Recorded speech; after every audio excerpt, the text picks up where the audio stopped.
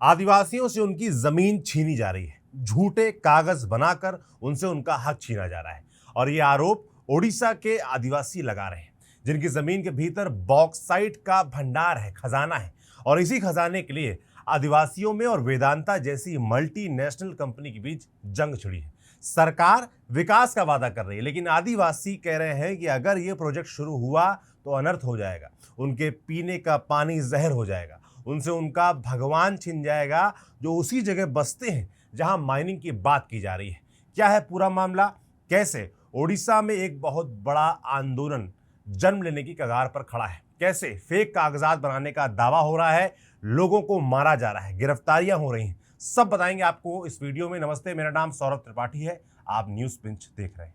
पहले जानते हैं कि सिजीमाली है कहां और क्यों ये इतना अहम है जहां की हम बात कर रहे हैं। ओडिशा का दक्षिणी हिस्सा रायगढ़ और कालाहांडी जिला, यहाँ घने जंगल हैं, ऊंचे पहाड़ हैं और सैकड़ों सालों से रह रहे आदिवासी हैं, खासकर कुई और कटिया कोंद समुदाय के। और इन्हीं पहाड़ों के नीचे छिपा है खजाना, बॉक्साइट का खजाना। आप सोचेंगे कि ये बॉक्साइट क्या होता है? तो ये वो मिनरल है जिससे एल्युमिनियम बनता है, वही एल्युमिनियम जो हमारे बर्तनों में है, हवाई जहाज़ों में है, मोबाइल फ़ोन में है, बिजली के तारों में इस्तेमाल किया जाता है। दुनिया की बड़ी से बड़ी मिनरल कंपनियां इसके लिए पागल हैं। ओडिशा के सिजीमाली में करीब 311 मिलियन टन हाई क्वालिटी वाले बॉक्साइट का भंडार है और ये 1549 हेक्टेयर में फैला हुआ है। इतना बॉक्साइट कितना होता है? इसको ऐसे समझिए कि अगर एक ट्रक में 20 टन माल आता है तो 311 मिलियन टन के लिए 1.5 करोड़ ट्रिप चाहिए। ये एक असाधारण भंडार है और इस भंडार पर नजर है वेदांता लिमिटेड की। वेदांता एक बड़ी मल्टीनेशनल माइनिंग कंपनी है जिसके मालिक हैं अनिल अग्रवाल। कंपनी का कारोबार तेल, जस्ता, तांबे और एल्युमिनियम में है, आपको पता है। कालाहांडी जिले में वेदांता की लांजीगढ़ एल्युमिना रिफाइनरी पहले से चल रही है, जो 5 मिलियन टन की कैपेसिटी का काम कर रही है। इसे बॉक्साइट के एक परमानेंट और नजदीकी सोर्स की जरूरत है और सिजीमाली उसके लिए एकदम सटीक है। मार्च 2023 में ओडिशा सरकार ने सिजीमाली माइनिंग ब्लॉक की नीलामी की। वेदांता ने नीलामी जीती और उसे 50 साल की लीज दी गई। कंपनी की योजना है कि वो हर साल 90 लाख टन यानी 9 मिलियन टन बॉक्साइट निकाले। सरकार और कंपनी का तर्क है कि इससे रोजगार आएगा, सड़कें बनेंगी, इलाके का विकास होगा। लेकिन आदिवासी पहले दिन से ही इसके खिलाफ थे। अब सवाल है क्यों खिलाफ है? तो इस प्रोजेक्ट से करीब 100 परिवारों को अपना घर छोड़ना होगा और 500 से ज़्यादा परिवारों की रोजी रोटी पर इसका असर पड़ेगा। स्थानीय लोगों का कहना है कि सरकारी आंकड़े कम हैं, असल में 50 से ज़्यादा गांव इसकी चपेट में आएंगे। दूसरी बात यह है कि इस इलाके में पनिचिदा शुआगढ़ रिवर सिस्टम और 100 से ज़्यादा बारहमासी नाले हैं, जो आदिवासी खेती और जीवन का आधार है। अगर माइनिंग हुआ तो ये सब खतरे में पड़ जाएगा। इसके अलावा माइनिंग लीज के 10 किलोमीटर दायरे में वाइल्ड लाइफ प्रोटेक्शन एक्ट के तहत वो स्पीसीज पाई जाती हैं जिन्हें सबसे ज़्यादा प्रोटेक्ट किया जाता है। इनमें हाथी, स्लॉथ बेयर, किंग कोबरा और पेंगोलिन शामिल है।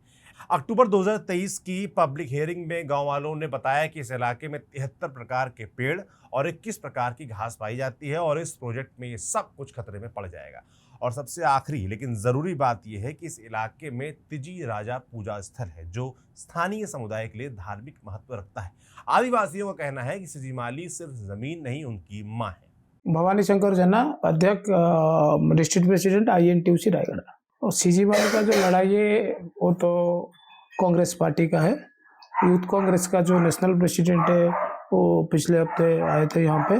सिजीमाली का जो लड़ाई है इसका जो उन लोग का तो लड़ाई ग्रामवासियों का 3 साल से चल रहा है, लेकिन जो जिला प्रशासन जो नाइंसाफी किया था उसके खिलाफ में जब न्यूज़ बना तो नेशनल प्रेसिडेंट के नज़र में आया और नेशनल इंचार्ज जो है और उनको राहुल जी के आदेश मिला था कि यहाँ पे परिदर्शन किए। उसके बाद उनको वो भी फील किए नहीं, लड़ाई कांग्रेस पार्टी लड़ना चाहिए। तब वो लोग डिसाइड किए यहाँ पे हर गांव में जो इफेक्टेड एरिया है वहाँ पे पद यात्रा किया जाए। यूथ कांग्रेस के बैनर में नेशनल प्रेसिडेंट उदय भानु चीफ जी और जो यूथ कांग्रेस के नेशनल इंचार्ज मनीष शर्मा जी, उन लोग का अध्यक्षता में हुआ था। और जो उड़ीसा प्रदेश यूथ कांग्रेस का प्रेसिडेंट है उन्हीं का बैनर में हुआ। अब आते हैं इस पूरे विवाद के सबसे अहम मुद्दे पर। अब क्योंकि सिजीमाली एरिया संविधान की 5वें शेड्यूल के तहत आता है तो यहाँ 2 खास कानून लागू होते हैं। पहला है पीसा यानी the provisions of the panchayat act और दूसरा है the scheduled tribes and other traditional forest dwellers act. इन दोनों के तहत किसी भी बड़े प्रोजेक्ट के लिए ग्राम सभा की लिखित सहमति अनिवार्य है। अब सरकारी दस्तावेज कहते हैं कि सहमति मिल गई है, लेकिन अप्रैल 2024 में NLSIU यानी national law school of India university Bengaluru की एक इंडिपेंडेंट रिपोर्ट ने इस दावे की पोल खोल दी। रिपोर्ट में पाया गया कि जनगणना 2011 के अनुसार जो गांव पूरी तरीके से निर्जन थे, यानी जहां लोग तक नहीं रहते, वहां भी ग्राम सभाएं हुई और सहमति भी दर्ज की गई। RTI से मिले दस्तावेजों में मरे हुए व्यक्तियों के हस्ताक्षर और अंगूठे के निशान मिले। बाहरी लोगों को स्थानीय निवासी बताकर पेश किया गया था। इसके बाद अगस्त 2024 में आदिवासी गांवों ने खुद नई ग्राम सभाएं की और एक मत से माइनिंग प्रोजेक्ट को नकार दिया। साथ ही पुरानी ग्राम सभाओं को फर्जी करार दिया और इसके बाद जुलाई 2025 में केंद्र सरकार ने खुद एक महीने के लिए वेदांता की फॉरेस्ट लैंड एक्विजिशन योजना रोक दी। कारण था सहमति में धोखाधड़ी की आशंका, यानी केंद्र सरकार को भी मानना पड़ा कि कुछ गड़बड़ तो हुई है। उड़ीसा की सिजीमाली में जिस तरह से रात के अंधेरे में दो बार गांव के लोगों के ऊपर हमला हुआ, इसमें अभी तक लोगों में दहशत फैला हुआ है। लोग अभी भी बाहर निकलने के लिए डर रहे हैं और कुछ दिन पहले राज्य सरकार और केंद्र सरकार ने रेल लाइन बनाने के लिए मंजूरी देना, सिजीमाली के हिल टॉप में जाने के लिए रोड की मंजूरी देना यहाँ की माहौल को और भी ज़्यादा गर्म कर दिया है। जल जंगल जमीन के लिए वहाँ के आदिवासी शपथ लिए हैं कि किसी भी कीमत पर सिजीमाली को नहीं छोड़ेंगे। ऐसा लग रहा है कि आने वाला दिन में यहाँ पे बहुत बड़ा आंदोलन शुरू होगा, क्योंकि लोगों में एक जागरूकता पैदा हो गया है कि हम यहाँ से नहीं हटेंगे और अपनी जमीन को बचाएंगे। अब आपको ये जानना भी जरूरी है कि विरोध करने वालों पर क्या हुआ। अगस्त 2023 से लेकर अब तक दर्जनों गिरफ्तारियां हुई हैं, सैकड़ों FIR हुई हैं। अक्टूबर 2025 में महिला सामाजिक कार्यकर्ता नारिंग देई को प्रदर्शन में भाग लेने के आरोप में जेल भेजा गया। लेकिन सबसे हैरान करने वाली बात एक मीडिया रिपोर्ट में सामने आई। दावा किया गया कि मई 2025 से जनवरी 2026 के बीच ओडिशा हाई कोर्ट और रायगढ़ जिला अदालत ने माइनिंग का विरोध करने वाले कम से कम 8 प्रदर्शनकारियों को जमानत की शर्त पर पुलिस थाने साफ करने का आदेश दिया है। इन प्रदर्शनकारियों में ज्यादातर आदिवासी और दलित समुदाय के लोग थे। कार्यकर्ताओं और वकीलों ने इसे अपमानजनक और जातिवादी बताया। दिसंबर 2025 में देश भर के 125 से ज्यादा वकीलों ने एक याचिका पर हस्ताक्षर करके ओडिशा के राज्यपाल और DGP से ग्रामीणों पर हो रहे दमन को रोकने की मांग तक। अप्रैल 2026 की शुरुआत में रायगढ़ जिला प्रशासन ने एक 3 किलोमीटर लंबी सड़क बनाना शुरू किया, जो सिजीमाली माइनिंग एरिया को स्टेट हाईवे 44 से जोड़ेगी। स्थानीय लोगों का आरोप है कि इसे जानबूझकर अलग प्रोजेक्ट दिखाया गया ताकि ग्राम सभा की सहमति की जरूरत ना पड़े। जब सड़क निर्माण शुरू हुआ तो गांव वाले सड़क पर उतर आए। 6 से 7 अप्रैल की रात पुलिस और आदिवासियों के बीच झड़पें हुई, जिनमें करीब 70 लोग घायल हुए और जिनमें 58 पुलिसकर्मी भी शामिल थे। गांव वालों का कहना है कि रात 3 बजे बिजली काट कर दरवाजे तोड़े गए। पुलिस का कहना था वो एक आरोपी को पकड़ने गई थी और भीड़ ने हमला किया। दोनों तरफ से कहानियां अलग हैं, लेकिन इतना तय है कि उस रात ने इस मामले को पूरे देश की नजरों में ला दिया। इसके बाद 10 अप्रैल को ओडिशा के लांजीगढ़ में हजारों लोग इकट्ठा हुए और नारा लगाना शुरू किया, आम गांव रे आम सरकार, विदेशी कंपनी नहीं दरकार। बहुत से लोग सिजीमाली की तुलना नियमागिरी से करते हैं और ये तुलना बेवजह नहीं है। करीब एक दशक पहले 2013 में वेदांता की एक और माइनिंग प्रोजेक्ट की ओडिशा की नियमागिरी की 12 ग्राम सभाओं ने सर्वसम्मति से उसको भी नकार दिया था। वहां डोंगरिया कोन समुदाय था जो नियमागिरी को अपने देवता नियम राजा का घर मानते थे। सुप्रीम कोर्ट ने न्यायिक निगरानी में ग्राम सभाएं करवाई और उनके फैसले को माना गया। और आज सिजीमाली में भी कोन समुदाय वही सवाल दोहरा रहा है, लेकिन यहाँ एक बड़ा फर्क है। नियमागिरी में न्यायिक निगरानी थी, सिजीमाली में कांग्रेस समेत कई विपक्षी दलों ने मांग की है कि यहाँ भी वैसे ही पारदर्शी प्रक्रिया अपनाई जाए, लेकिन ये प्रक्रिया अब तक नहीं हुई है और अब मामला बहुत आगे बढ़ा। दिसंबर 2025 में केंद्र सरकार की फॉरेस्ट एडवाइजरी कमेटी ने 708 हेक्टेयर फॉरेस्ट लैंड के लिए पहली स्टेज की मंजूरी दे दी है।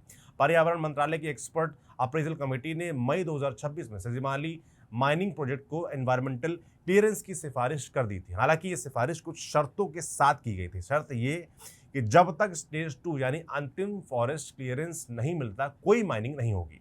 मई के आखिर में केंद्र सरकार ने सड़क के लिए स्टेज 2 यानी अंतिम फॉरेस्ट क्लियरेंस भी दे दी, जिससे 4.9 हेक्टेयर फॉरेस्ट लैंड सड़क के लिए डाइवर्ट हो गया। उड़ीसा सरकार ने इस जमीन को IDCO यानी Odisha industrial infrastructure development corporation को दे दिया, यानी सड़क निर्माण का रास्ता अब कागजी तौर पर साफ है, बशर्ते कोर्ट न रोके। और कोर्ट की बात करें तो मामला नेशनल ग्रीन ट्रिब्यूनल और ओडिशा हाई कोर्ट दोनों में है। सुप्रीम कोर्ट ने भी ओडिशा सरकार और वेदांता के बीच लीज समझौते को अपने अंतिम फैसले के अधीन बताया है। और इसी बीच एक और ट्विस्ट आया है। ईडी ने फॉरेन एक्सचेंज रेगुलेशंस के कथित उल्लंघन के मामले में आरोपों में वेदांता की दिल्ली, राजस्थान और कई स्थानों पर छापेमारी की है। ये मामला सीधे सीजीमाली से जुड़ा नहीं है, लेकिन इससे कंपनी की मुश्किलें बढ़ी। तो सीजीमाली की कहानी अभी खत्म नहीं हुई है। एक तरफ है 311 मिलियन टन बॉक्साइट, उद्योग, रोजगार, एल्युमिनियम, निवेश है, और दूसरी तरफ हैं पीढ़ियों से उस जमीन पर रहने वाले लोग, आदिवासी, उनकी खेती, उनका पानी, उनके जंगल और उनकी आस्था। इस विवाद में जो सबसे बड़ा सवाल उभरता है वो ये है कि क्या किसी प्रोजेक्ट के लिए सहमति सच में ली जाती है या सिर्फ कागजों पर दर्ज की जाती है। मरे हुए लोगों के हस्ताक्षर लेकर ग्राम सभा की मंजूरी ली जा रही है, और अगर ये सच है, जो आरोप है वो सच है, तो ये सिर्फ सीजीमाली की नहीं, पूरे देश के आदिवासी कानूनों की बड़ी विफलता है। नियमगिरी में देश ने एक मिसाल लिखी थी जहां 12 ग्राम सभाओं के मना करने पर उनकी सहमति, जो असहमति थी, उसको सुना गया। लेकिन वो स्थिति सीजीमाली में क्यों नहीं बन पा रही है? विकास जरूरी है, लेकिन किसके लिए, किसकी कीमत पर? ये सवाल सिर्फ सीजीमाली का नहीं है, बल्कि ये उन सभी इलाकों का सवाल है जहां जमीन के नीचे मिनरल्स दबे हुए हैं, खजाना दबा हुआ है, और जमीन के ऊपर इंसान बसे हैं, जो चाहते हैं जो उनकी जमीन है, जो उनकी मान्यताएं हैं, वो जीवित रहें। आपका इस पूरे मसले पर क्या सोचना है, कमेंट बॉक्स में लिखकर जरूर बताएं। बाकी न्यूज़ पिंच ऐसे तमाम जरूरी मुद्दे लगातार उठाता रहेगा। आपकी नज़र में भी आपके राज्य में, आपके ज़िले में कोई ऐसा ज़रूरी मुद्दा है जिसे आपको लगता है कि न्यूज़ पिंच को उठाना चाहिए, हमें हमारे मेल पर thenewspinch@gmail.com पर या mailmudda@gmail.com पर आप भेजें, हम उसको ज़रूर उठाएंगे। नमस्ते, मेरा नाम सौरभ त्रिपाठी है, कैमरे के पीछे अनुराग है। शुक्रिया।